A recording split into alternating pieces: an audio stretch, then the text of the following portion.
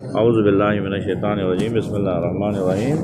اور کیا کہتے ہیں؟ یریدون لیطفئوا نور اللہ، وہ لوگ ارادہ کرتے ہیں بجھا دیں خداوند عالم کے نور کو، بافواہہم، اپنے منہ سے پھونک مار کے نور خدا کو بجھانے کا ارادہ کرتے ہیں۔ واللہ متم نورہ، اب خداوند عالم کہتے ہیں خدا تمام کرنے والا ہے نوری، اپنے نور کو، جس نور خدا کو وہ بجھانا چاہتے ہیں خداوند عالم وعدہ دے رہے ہیں اس نور خدا کو ہم تمام کریں گے، کامل کر کے رکھ دیں گے۔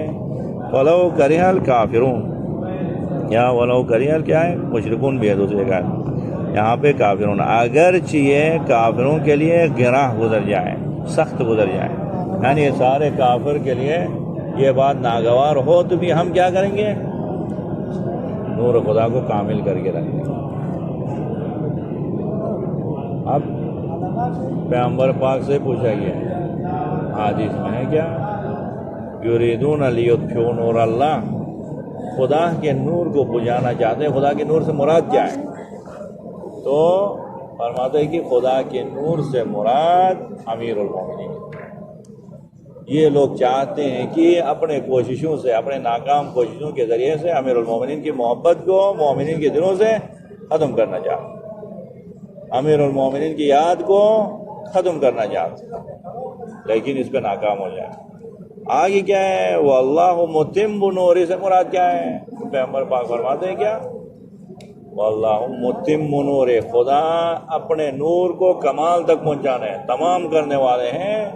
وہ نور ہیں زمانے کے امام، حجت امام کے ذریعے سے اس نور ولایت کو تمام کرنے والے، کامل کرنے والے۔ اب یہ دو باتیں اٹل ہیں، فیصلہ ہو چکا ہے، اٹل فیصلہ۔ ایک، نور خدا امیر المومنین، ولایت امیر المومنین ہے، اور نور خدا کامل ہونا ہے، اس پہ کوئی شک و شبہ نہیں ہے، یہ کامل ہو کے رہے گا، امام زمان علیہ السلام کے ظہور ہوگا اور یہ نور خدا کمال تک پہنچے گا۔ ہر گھر میں، ہر گلی کوچے میں کیا ہوگا؟ امام زمان علیہ السلام کی حکومت کا نور پھیلے گا، امام زمان علیہ السلام کے وجود سے پورے کائنات منور ہو۔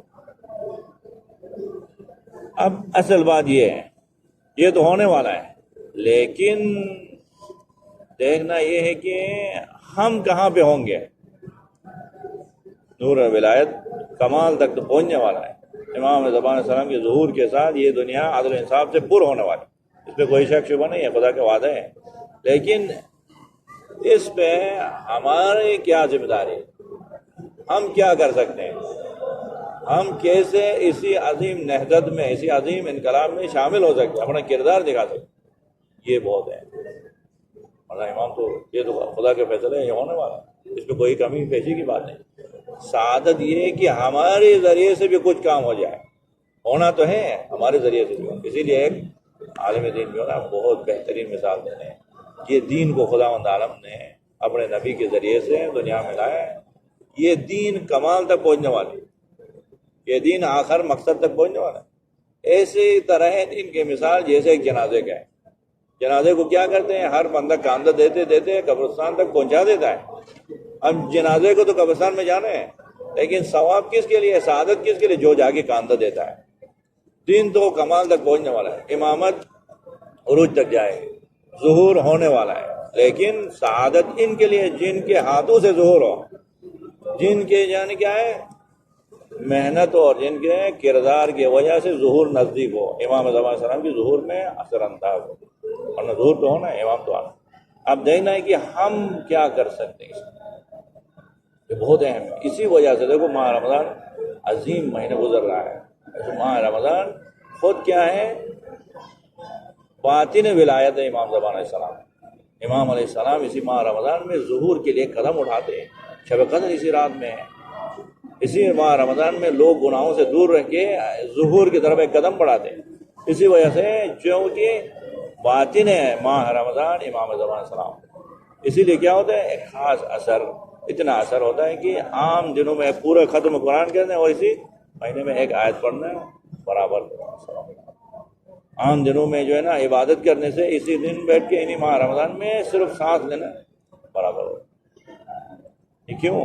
کیونکہ یہ قدم ہے امام زمان السلام کی ظہور کی طرف، ولایت کی طرف، نجات کی طرف۔ بس دیکھو ہمارے ابھی اس وقت ہمارا اپنا فیصلہ کرنا ہے کہ ہم کہاں پہ ہوں گے ظہور کے وقت، ہم نے کیا کردار ادا کیا ظہور کے وقت، کیا کس غفلت کے ساتھ ہم زندگی گزارتے ہیں، پتہ ہے اچھی حالت ہے۔ کسی کو اپنے ذہن میں رکھے ایک حکایت ہے، ایک بندے خدا وہ کیا کہتے تھے، اس کا کام تھا دریا میں جا کے مچھلی پکڑ کے لاتا تھا، بیچتا تھا، زندگی گزارتا، ماہی گیری کر رہا تھا۔ ایک دن رات کو آ کے سویا، صبح اذان سے 2 گھنٹے پہلے کیا ہو گئی، ان کی آنکھ کھل گئی۔ اب کہہ رہا ہے کہ جلدی جاؤں گا تو ایک اچھی جگہ میں بیٹھ کے وہاں سے جو ہے نا میں مچھلی پکڑنا شروع کروں گا، وہاں پہ جا کے جال پھینکوں گا۔ سوچتا رہا، نیند نہیں آئی، تو انہوں نے کہا کہ ادھر سوچنے سے کیا ہوگا، جلدی جاؤں گا دوسرے ماہی گیروں سے ہٹ کے ایک اچھی جگہ میں جا کے وہاں پہ جال پھینک کے مچھلیاں پکڑنے کا انتظام کروں گا۔ انتظام کرنے کے لیے ابھی 2 گھنٹے پہلے چلا گیا، دریا کے کنارے پہ پہنچا تھا۔ اب رات کو تجھے وہاں پہ مچھلیوں کو نہیں پکڑ سکتے، صبح ہو جائے تو پکڑے گا، 2 گھنٹے ابھی صبح کے لیے ہیں۔ اسی وقت دریا کے کنارے میں بیٹھا، تھوڑا سوچ رہا تھا، دیکھا وہاں پہ سائڈ میں ایک تھیلا ہے، تھیلے کو کھول کے دیکھا تو اس کے اندر پتھر ہیں۔ انہوں نے کہا کہ کیسے خوبصورت خوبصورت پتھر ہے، ابھی ان سے جو ہے نا میں دریا پہ جو ہے نا تماشا کروں گا، کھیلوں گا دریا کے ساتھ۔ پتھر کو اٹھایا، دریا پہ مارا، تو آپ لوگوں نے نہیں دیکھو گا، ہم جو ہے نا باڑی بھی ہیں، دریائی بھی ہیں، وہاں گلگت میں اپنے پتھر پہ مارے تو پتھر کیا ہوتا ہے، اسی دریا میں ٹچ ہوتا ہے۔ واہ واہ واہ، کیا ترتیب سے جا مارا، مزہ آیا۔ تو انہوں نے کہا کہ اب صبح ہونے تک ایک مشغولیت ہو گئی میری، صبح تو پھر مچھلیوں کو پکڑنا ہے، صبح تک اسی تھیلے میں پڑے پتھروں کے ساتھ میں کیا ہے دریا پہ کھیلوں گا۔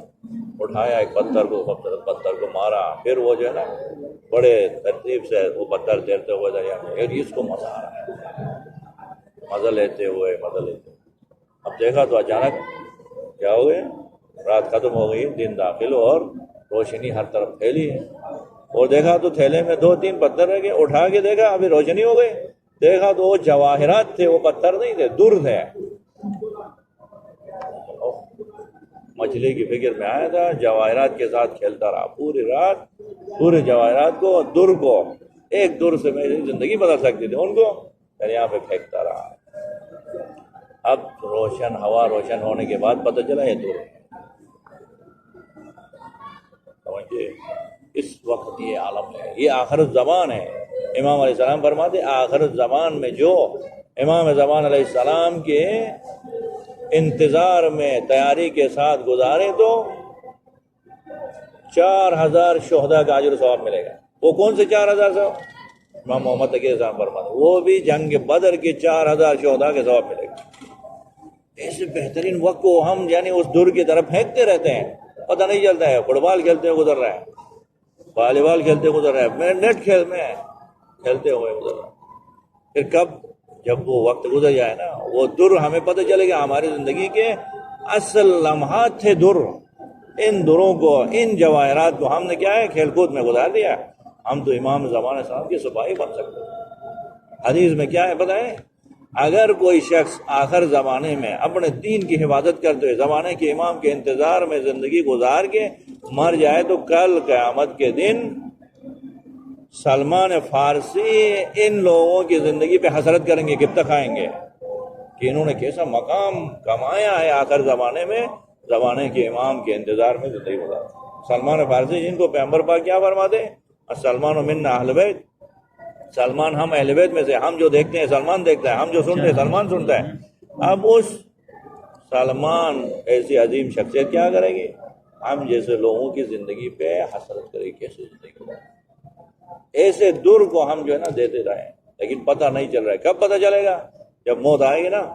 ہمارے زندگی کے ایک ایک لمحہ جواہر تھا ہمارے لیے، ہم جنگ بدر کے 4000 شہداء سے افضل ہو سکتے تھے، ہم ایسی زندگی گزار سکتے جس میں سلمان فارسی جو ہیں وہ کیا کرتے تھے، حسرت کرنے والے۔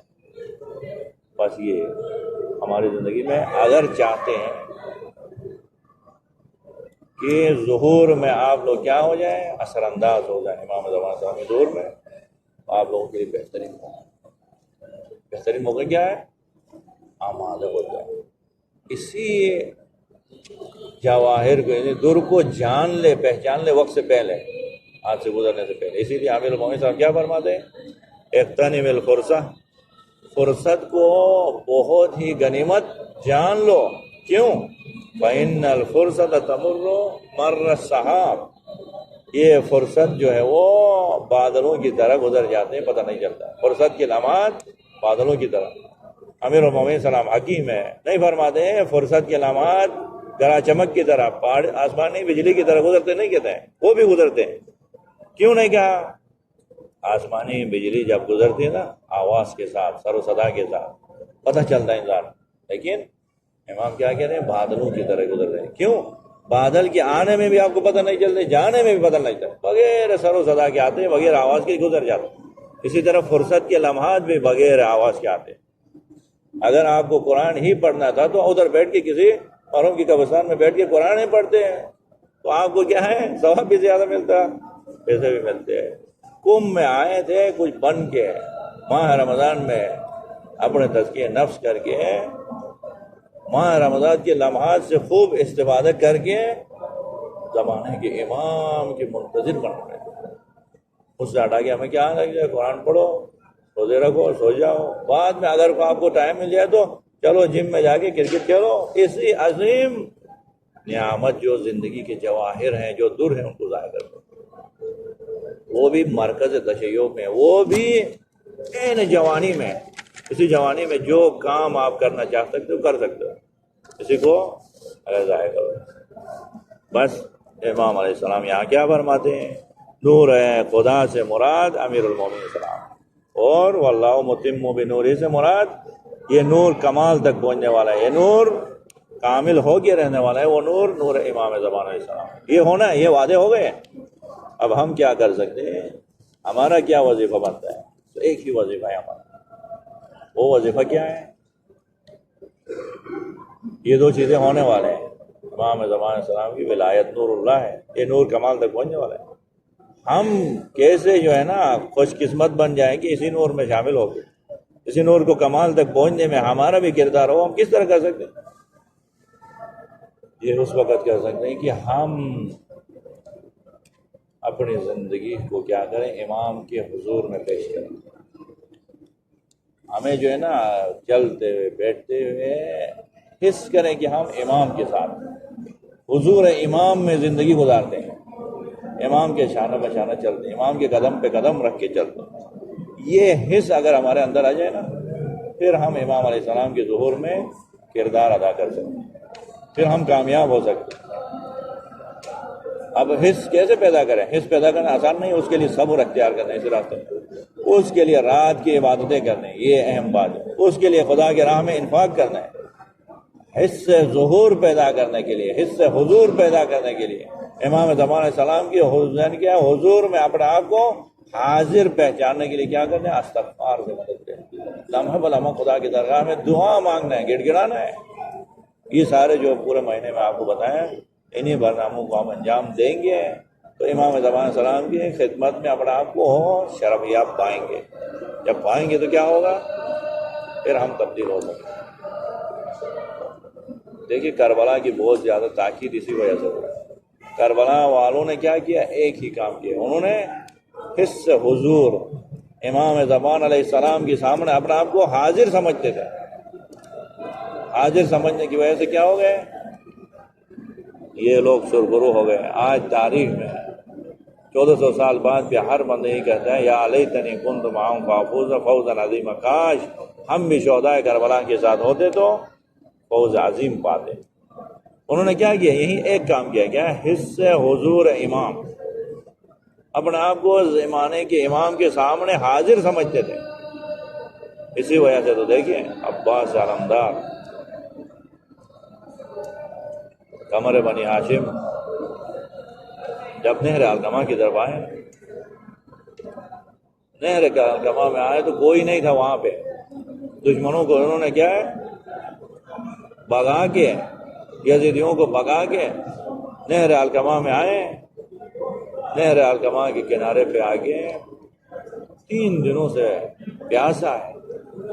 پیاس کی اتنی شدت ہے پانی کو ہاتھ میں لیتے ہیں اپنے چلوں میں. دیکھو امام کے سامنے اپنا آپ کو حاضر سمجھتے. حضور امام کتنا اہم ہے. بہت سارے راوی ہے ذکر کر رہے ہیں کیا عباس علمدار جب چلوں میں ہاتھ دیا تو ہر بندے کو پانی کے اندر اپنا چہرہ نظر آتا ہے، لیکن عباس کو کیا نظر آیا؟ حسین کا چہرہ نظر آیا. یہ احساساتی جملے نہیں ہیں، یہ طرح نہیں کہ آپ کو رولانے کے لیے احساس کر، نہیں، عباس حس حضور کرتے تھے. یعنی ہمیشہ اپنے آپ کو امام کے سامنے حاضر سمجھتے تھے. جہاں کہیں پہ بھی دیکھنا ہو تو اپنے آپ کو نہیں دیکھتے تھے، پہلے امام کو دیکھتے تھے. اپنے آپ کو بھول چکے تھے، اپنے مولا کو، اپنے آقا کو دیکھتے تھے. اسی لیے اس شدت پیاس کے باوجود پانی کے اندر اپنے مولا حسین کو دیکھتے. یہ حصے ظہور انسان کو وہاں تک پہنچاتے تھے کہ ایک دفعہ عباس علمدار پانی کو دوبارہ کیا ہے دریا پہ پھینکتے ہیں، اپنے مولا کے لیے پانی لے کے آتے ہیں. خود پیاسے ہیں، اپنے مولا کے لیے پانی لے کے آتے ہیں.